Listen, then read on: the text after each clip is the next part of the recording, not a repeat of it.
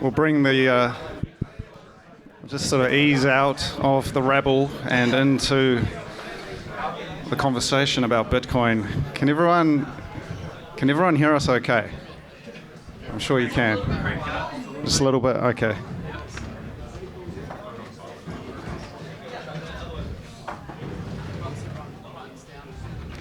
Is that better? We got some amplification, this is good. Hello everyone, welcome to Bitkiwi here in Christchurch. I am Cody Ellingham, the host of the Transformation of Value podcast, exploring the impacts of Bitcoin on the world. I'm very happy to collaborate with Bitkiwi, who have been organising these great Bitcoin events throughout New Zealand over the last 2 years. So we got Paul and Dan, if you can put your hands up. There's another one somewhere. Oh, yeah. So those are Bitkiwi, and there is one more who's not here today, but those are the Bitkiwi guys, so they've done a great job organising these events. And today, I'm happy to collaborate. We're doing a panel talk on Bitcoin in New Zealand with 3 great guests. So I'll quickly just introduce who we've got here. We've got James Viggiano. James is a Kiwi Bitcoiner with a finance and entrepreneurial background, who's very familiar with the Reserve Bank of New Zealand and the government and how they print money and we pay for it. He also runs a multiplayer server on a game called Rust. The project's called the Orange Mart. It's pretty cool. It's a bit of like a microeconomy that's powered by Bitcoin online. Next up, we've got Brad Henderson. Brad is the South Island Development Manager at Lodestone Energy, and he's also a power systems engineer by trade. Brad has a wide range of expertise in renewable energy systems, energy grids and infrastructure, as well as a deep interest in Bitcoin mining. And then finally we've got Andrew Wells. He's a Christchurch Bitcoiner, a core member of the Christchurch Honey Badgers, and overall a very well-read and well-travelled Bitcoiner, as well as a keen interest in the outdoors. So can I just get a round of applause for our 3 guests, please? So I actually wanted to start with a question for you, Andrew. You were one of the first guests ever to come over to the Bitkiwi event in Wellington when they started about 2 years ago. How have you seen things grow? How are things today? Hey everyone, thanks for coming along. It's awesome to see everyone coming out in Christchurch for a Bitcoin event, Bitkiwi. It was funny, end of 2022, I moved to Christchurch, back to Christchurch in 21. I thought I was the only Bitcoiner. I didn't think I was the only Bitcoiner in Christchurch, but I just felt really alone. And then after, seeing hooking up with people online and seeing Bitkiwi it was November 22 or late 22, and going there really just opened up the whole, call it the New Zealand Bitcoin community to me. And to me, that was a real game changer, meeting a core of people in town that were into Bitcoin, and then also just people around. So, it was like the light switching on. I remember that night, I think Cody said, you were like, oh, we're all like these long-lost lovers that have met, because it felt that way. And it was so funny. It was the night I remember, it was the night of the Women's Rugby World Cup final, and there's like a dozen Bitcoiners at this bar in Wellington, and the screen is right above us, and I think New Zealand won that game, and we weren't. The bar was screaming, and we weren't even paying attention. It was just such a funny moment.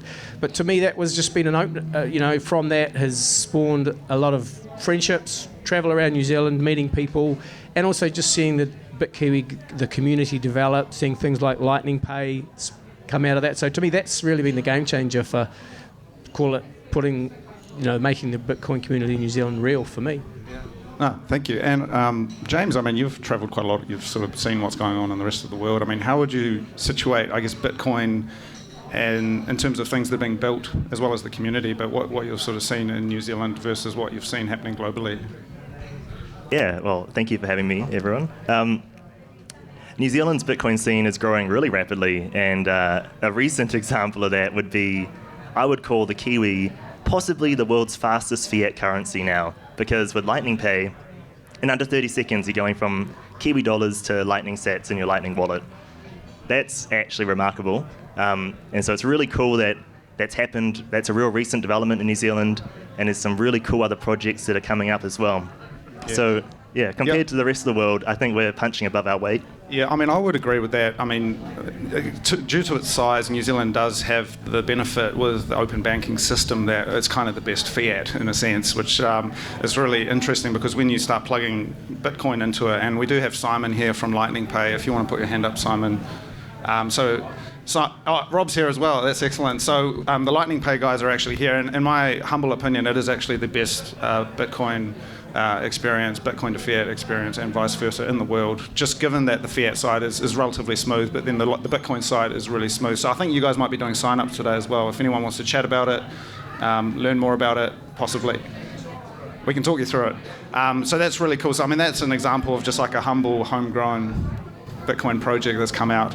And then I guess Brad, talking at a high level about the energy side, I mean, New Zealand, there's these long islands in the South Pacific. We're not plugged into anyone else. We kind of have to do it ourselves. I mean, how do you see the energy infrastructure side at the moment? The energy's going, well, firstly, hello everyone. Hello. Thanks for having me. It's great to be here. And yeah, again, firstly, shout out to the Lightning Pay guys. I used it again for the second time this morning, and it's so smooth. It's so great. So what a awesome project and easy way to get sats. I think it breaks down the barriers. But on the energy side, I've just changed jobs actually. Yep. So moved into trying to get a bit closer to actually building real infrastructure on the ground. That was part of the motivation.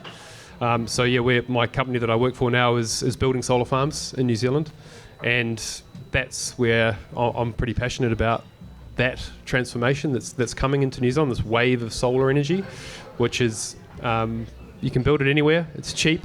I'm going to sound like a shill now for my company. Solar maximalist. Solar maximalist. But I love and I'll talk forever about this, but the energy tie into Bitcoin I think is quite profound in terms of, the Bitcoin itself is backed by something that's physical and real in the world, and that is energy. Yeah, well, that's something that stands out to me in my travels. New Zealand, I think the myth of... it's okay. The room is being jammed. New Zealand, deep down, I mean, it's a farming country. It's built on agriculture, and that's something we can be quite humble about. It really is. Not everywhere in the world is like that, but there's a certain reality. You can't print a cow. You can't quantitatively ease a lamb. Well, you can. It's very painful. And so there's a sort of reality that we have to deal with here. And the energy, you can't. If you don't have power, you can't turn the lights on, you can't cook, you can't do any of this stuff. So we kind of have to do it ourselves. And, Bitcoin mining, as you know, it really helps with that, helps balancing, the cost of electricity. When you've got more renewables, there's obviously a difference in the day with the spot price. So there's so much there, and there's a lot of stuff happening. I know we may have Sam here from GridShare, if you want to throw your hand up, Sam. So there's some really awesome stuff that GridShare are doing with Bitcoin mining in New Zealand, and I know Simon as well, alongside Lightning Pay, is also involved in Stacker. So just in the room we've got, energy, Bitcoin mining people, which is really awesome. And again, I don't think there's that many places in the world where it's all coming together like that, Dots are being connected, it's great. The dots are being connected, 2 degrees of connection. But I mean, I guess pulling on that thread a little bit more, I mean, there is infrastructure challenges beyond energy. I mean, how do you see, Brad, sort of energy and infrastructure playing out longer term? I've been doing a bit of thinking about infrastructure actually, because and you talked about this quite a lot on your pod about potholes in the roads and. A little bit pessimistic sometimes. I'm sorry. And we've got some infrastructure happening in Christchurch at the moment, which is pretty cool. There's a big stadium. Most of you probably noticed going up. I'm a bit conflicted about the stadium because it's $1 billion or whatever it is, and we still can't get a non-wonky road. Yet we've got this massive stadium going up. So there's some interesting challenges there. But I think the thing about infrastructure is, the way I look at it, is infrastructure benefits everybody, but it's a long-term project. And with the tie into Bitcoin there is with that low time preference that Bitcoin has. And you can't just spin up a dashboard and wait for a VC to give you $1 million with infrastructure. It doesn't work like that.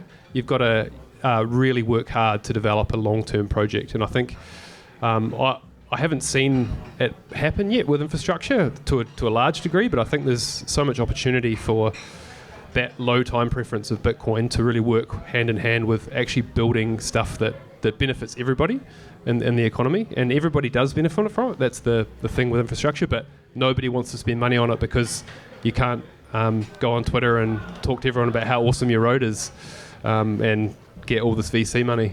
Yeah. Well, I mean, Andrew, in terms of, you're Christchurch local, and in terms of your experience of, say, the last 10, 15 years, especially with the earthquakes and how Christchurch has changed, how do you see the city? How have you seen it change over the last few years?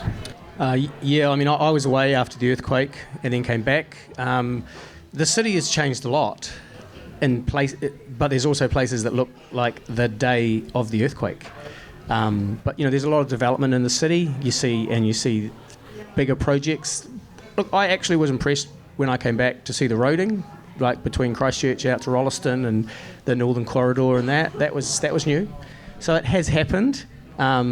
But there are parts even not too far from here that look like they did, and the Ridges Hotel, the old Ridges Hotel, looks like the day it did of the earthquake. But it's a black swan event because nobody plans to rebuild a city.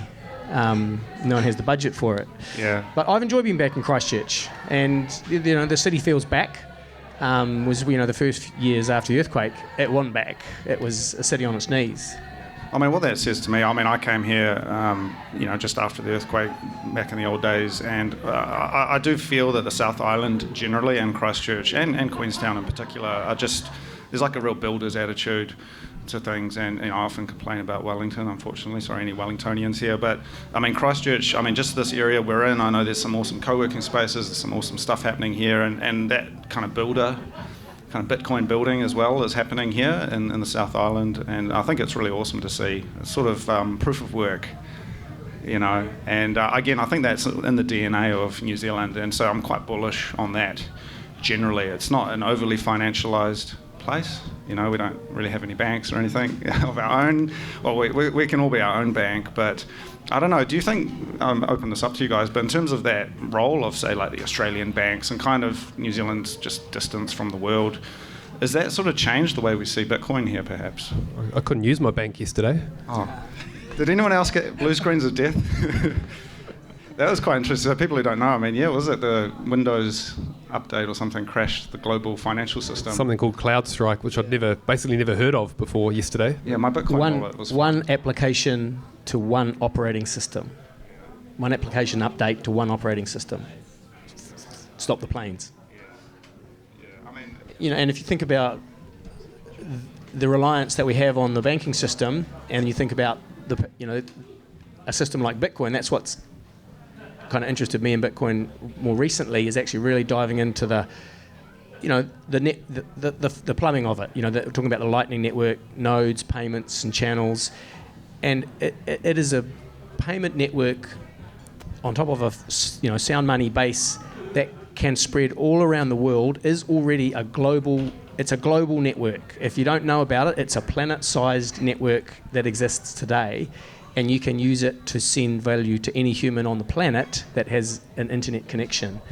And that, how do we, as New Zealanders, Christchurch, individuals, how do we plug into that? That's what I think about the opportunity, and there's no playbook for this. We haven't had this before, and so that's where I see opportunities for people, for individuals, for companies, and communities and nations, because it's we're rebuilding it. We're rebuilding call it the internet of value. And it's robust, right? It didn't fall over yesterday, and it's staying. It's showing no signs of going away. It's getting bigger. More people are talking about it. More people are using it. It's great. And you can't, if you don't have the money, don't have the sats, you can't send them. It's not credit. They're not credit notes. It's really, when you get to a point... It's quite an amazing system, really. You're like, Instant final settlement without credit is miraculous, yeah. Yeah, and on that point on New Zealand's banking system, specifically with the dominance of the 4 Australian banks, when you control 80% of a market, you're not incentivized to compete with each other. You actually collude behind the scenes. And the lack of competition is a lack of innovation. With Bitcoin and Lightning That's a lot. Yeah. With Bitcoin, specifically Lightning, how truly disruptive it is, it means the underdog bank like Kiwi Bank or TSB or Heartland can just decimate on the payment side. The Australian banks, whoever goes first, basically is going to get a huge market share. And so the lack of competition amongst the big old banks who don't really innovate is going to be their downfall. But Bitcoin's for everyone, and I'm sure they'll get on board too. Well, I think it also speaks to a concept. I'm very passionate about agriculture. I grew up in Hawke's Bay. It's apples and things like that. And there's something about New Zealand's approach to the land and the stewardship of the land that is globally, I think, recognised. And what we can do though with Bitcoin is we can export digitally value. We don't have to send the low value stuff on the boat. We can send high value kiwi fruit, apples, premium beef, whatever it is, and also these high value digital exports in terms of Bitcoin hash rate, Bitcoins themselves. And with those physical goods, we don't take the risk of sending them and then hoping for payment later. You can demand final settlement upfront. Yeah, and in particular, and talking to exporters and that it is actually quite difficult. A lot of these goods are priced in US dollars. There's a whole thing around the FX and how that affects the market. And unfortunately, New Zealand is it is milk and agriculture effectively in terms of the dollar, and that puts us in a very vulnerable position. And so strengthening that with this kind of virtual layer, these high-value digital exports, whether it's the Bitcoins and the hash rate themselves or the technology, stuff like what Lightning Pay are doing, other projects that are coming out of New Zealand, even hardware intelligence. I think, in terms of how you mine Bitcoin, how you build a mine, there's a lot of analogies with some of New Zealand's technology around, milk production. People don't realise, we export a lot of high-tech systems for milk and agriculture to the world just because we've had to do it ourselves. And so I see some sort of synergy between those two sectors that maybe other countries don't have, so it gives us a bit of an advantage. Yeah. So, sorry, you need something to say? I was just going to ask James, how do you see the sort of fractional reserve banking system developing in a Bitcoin world? Is that something that's just going to go away in a puff of smoke, or are we still going to need to have credit? What do you think? Yeah, I don't think custodians and banks are going away. I think in Bitcoin, there's actually now a big boom in Bitcoin banks and these eCash, Fedi mints and Charmian mints. So custodial money is a thing. With fiat, it can be fractional. That means where the bank doesn't actually have all the money, all your deposits. It's actually lending out more money than it has to back it. So that's like a casino taking a gamble and taking a risk. And the perverse incentive there is that everyone assumes the bank's going to be bailed out again because they were bailed out in 2008 when they lost all the money. But that's changing. The New Zealand government's actually lowering that threshold, and they're going to introduce the deposit insurance, which will be like 100k per person or 200k per person. So that's actually lowering what the assumption is by the public. They should start to assume that banks are an investment. Giving your money to a bank is a gamble. You should be compensated with interest for taking that risk. And I think that business model will still exist because there is still a need for, if you want to earn a return on your fiat and someone else wants to borrow fiat, the bank accumulates all our little deposits and lends it out to the mortgage for the house.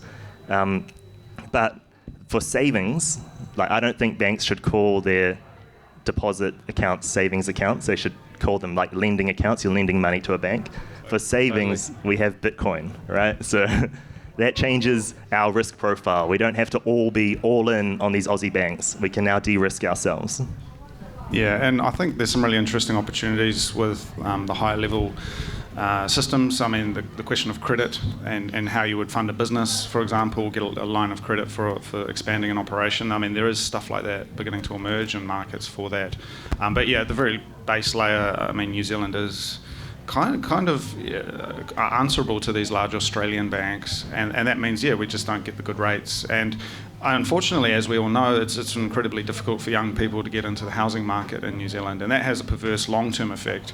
A lot of people leave, or they just sort of get despondent with the country. And I mean, in a way, that's our savings account in New Zealand is housing, and it's not designed for that. And there is the opportunity for people to buy Bitcoin, small amounts of Bitcoin. You don't have to buy the whole thing. and it's just a lot more accessible. And so I see that maybe perhaps taking the pressure off and that kind of brain drain that we're seeing where people just can't get ahead here potentially. So, I mean, and I'd love to hear your thoughts, Andrew, just, I mean, in terms of the housing market, because Christchurch is probably one of the examples where they've been able to build, but still. When I talk to people about Bitcoin, I try to ask them questions about what problems, not Bitcoin solves, but what are the problems we have with money. And you can see that really clearly in how the New Zealand dollar holds its value. What I mean by that is it doesn't hold its value. If we all think back a decade or so, we all got these stories about how much houses cost, how much rent cost, and houses. You know, like I live in a neighbourhood near our childhood home where my father had one job. He was a factory manager, 3 kids, and we grew up there, and we owned that home, and we had a good life. We didn't do overseas holidays, but we had but a factory manager right now cannot do that on a single income. And I say to people, what's the solution to that problem? And is the solution just buying more houses and selling them, as speculative assets?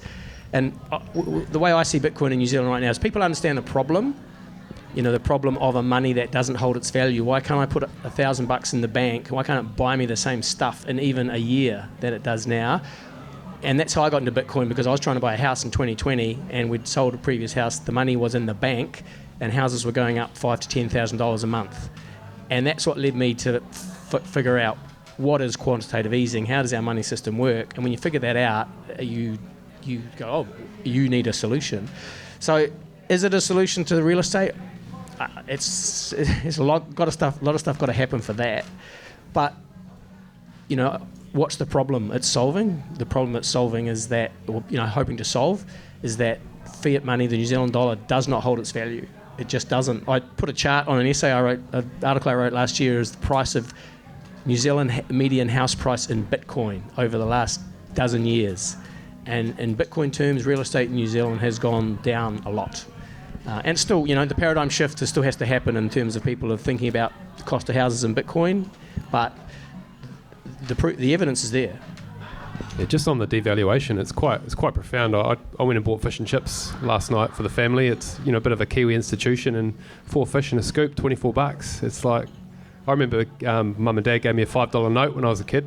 Go down and feed 6 or 7 people. It's quite disturbing when you think about how much prices have gone up. Well, and in particular, when you look at families that are struggling and, people who are on that edge, and it can sort of, I think the New Zealanders are very resilient people, and we've dealt with a lot of things, and especially in Christchurch, through the earthquakes, and people will work through it with a smile on their face, but deep down it's an exploitation of the monetary system, the base money, that leads to this. Fiat currency is working as designed. And you get to, it's not going to do anything else. And New Zealand was the first country in the world to target an official OCR, official cash rate, official inflation target. And there's that number that if your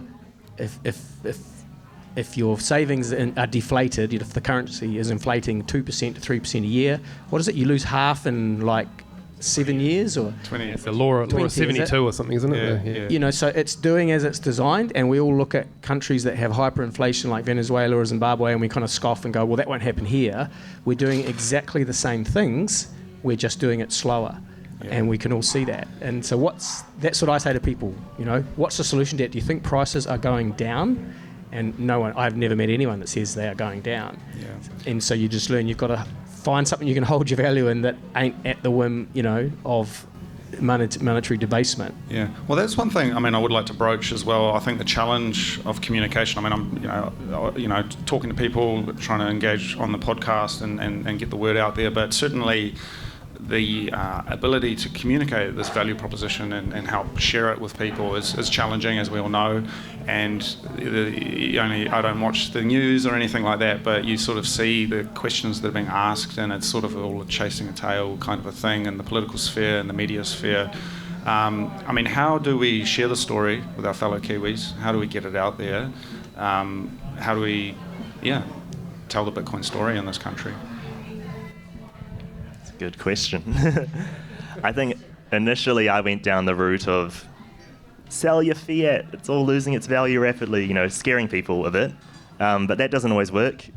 People know that fiat loses value, but that doesn't mean they're going to trust the idea that Bitcoin won't lose its value. They don't understand how Bitcoin works.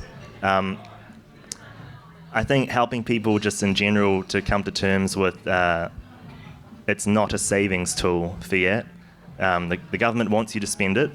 They don't want you to hoard it. They will lower interest rates. They will take interest rates negative if they need to get people to spend their fiat, and that could be coming during the next big crisis.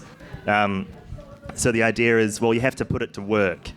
And everyone learns that, okay, well, I should speculate on the stock market, or I should put it in a term deposit, or I should leverage up massively and buy a house.